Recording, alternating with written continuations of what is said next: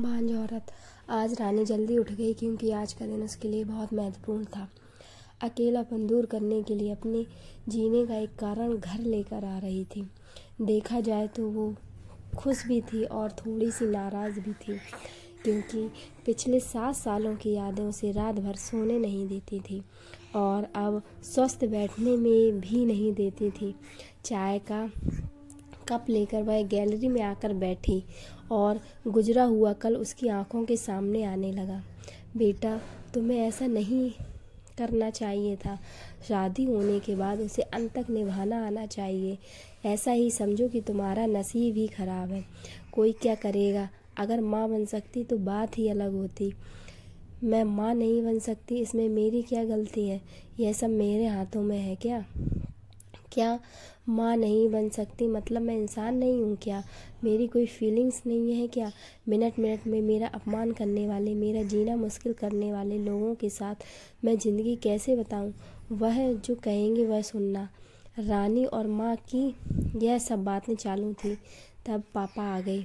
ये देखो बेटा, मैं तो कपड़े की दुकान पर काम करता था। अभी उम्र हो गई है तो कोई काम भी नहीं देता है, और तुम्हारा भाई हर्षल तो परदेश में अपनी गृहस्थी में मगन हो गया है। तुम कहती हो तो मैं तुम्हारे ससुराल वालों से बोलता हूँ, पर तुम अपनी ससुराल वापस चली जाओ, ऐसा मुझे लगता है। नहीं पापा, कुछ भी हो जाए मैं उस घर में वापस नहीं जाऊंगी। वहाँ पर मुझे घुटन सी होती है। वहाँ मिलने वाला अपमान, बेइज्जती से मैं थक चुकी हूँ। शादी के पहले मेरे पैरों पर खड़ा रहना चाहती थी, पर मेरा ग्रेजुएशन होते ही आपने मेरी शादी करवा दी। तभी मैंने आपके दबाव में आकर शादी की, पर अभी जब मुझे आपके सहारे की ज़रूरत है तो आप पीछे हट रहे हो। शादी के बाद लड़की ससुराल में ही शोभा बढ़ाती है, मायके में 4 दिन ही रहना अच्छा लगता है। रानी, लोग क्या बोलेंगे? शादी का मतलब कोई खेल नहीं है बेटा। पापा गुस्से में ही बोल रहे थे। उस घर वापस जाना अब मुमकिन नहीं है पापा। मैं आने के पहले से ही डिवोर्स पेपर पर सिग्नेचर करके आई थी, क्योंकि उन लोगों को सिर्फ मुझसे बच्चा चाहिए था, जो मैं उन्हें नहीं दे सकती। अरे, इतना बड़ा निर्णय लेने से पहले हमसे एक बार पूछना तो चाहिए था। जन्मदाता है हम तुम्हारे। पापा, शादी होने के बाद मैं आपको बताती थी और माँ को भी कि कैसे छल होता है मेरे साथ वहाँ पर। 2 साल में कभी मुझे मेरे मन मुताबिक नहीं रहने दिया। जब मेरी रिपोर्ट आई और समझा कि मैं कभी माँ नहीं बन सकती, तो वैसे ही उन लोगों ने मुझे अपने असली रंग दिखाने चालू कर दिया। कैसे रहूँगी मैं ऐसे वातावरण में? और इस सब से भागकर अपनी ज़िंदगी ख़त्म करने वालों में से नहीं हूँ मैं। यह देखो बेटा, हर्षल ने दिए हुए पैसों से ही मेरा और तुम्हारी माँ का जैसे तैसे खर्च चलता है। उसमें तुम्हारा खर्चा उठाना थोड़ा सा कठिन होगा। डिवोर्स पेपर पर साइन करने से पहले इन सब का विचार मैंने किया था। मेरे पास के सोने के गहने लेकर मैं आई हूँ और एजुकेशन लोन निकालकर मैं 6 महीनों का एक कोर्स करने वाली हूँ, जिसकी आज मार्केट में बहुत ज़रूरत है। उसके बाद मुझे अच्छी कंपनी में नौकरी मिल सकती है। मैं आपके ऊपर आर्थिक बोझ नहीं डालूंगी पापा। मुझे जीवन जीना है, संघर्ष करूंगी और कमाऊंगी, विश्वास कीजिए मेरा। सब लोग क्या बोलेंगे बेटा? क्या जवाब दोगी उन्हें? माँ आंखों का पानी छुपाते हुए बोली। माँ बोलती थी कि वक्त आया तो सच क्या है बोल देना चाहिए। जब मुझे ससुराल में जानवरों के जैसा बर्ताव हो रहा था, तब कहाँ गए थे ये लोग? समाज में बड़ा करो, शादी कर दो, बस इतनी ही जिम्मेदारी समझते हैं। बेटियों को बड़ा करके योग्य पढ़ाई देकर खुद के पैरों पर खड़ा करना, यह माता पिता की ही जिम्मेदारी होती है, ताकि आगे जाकर कभी खराब हालात हों तो उसे इस्तेमाल कर सकें। तय किए मुताबिक रानी ने 6 महीने का कोर्स किया और तुरंत उसे एक अच्छी कंपनी में भी काम मिल गया।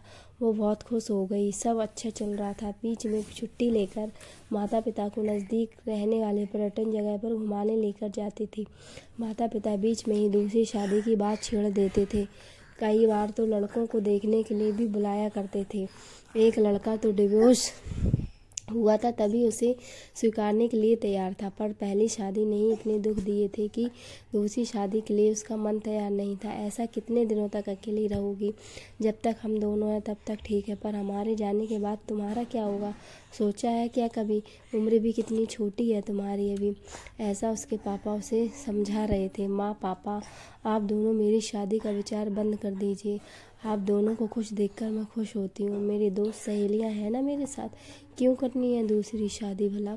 इतना आसान नहीं है बेटा, एक उम्र के बाद अकेलापन खाने के लिए दौड़ता है। माँ बोली, सच हुआ उनका ऐसा बोलना।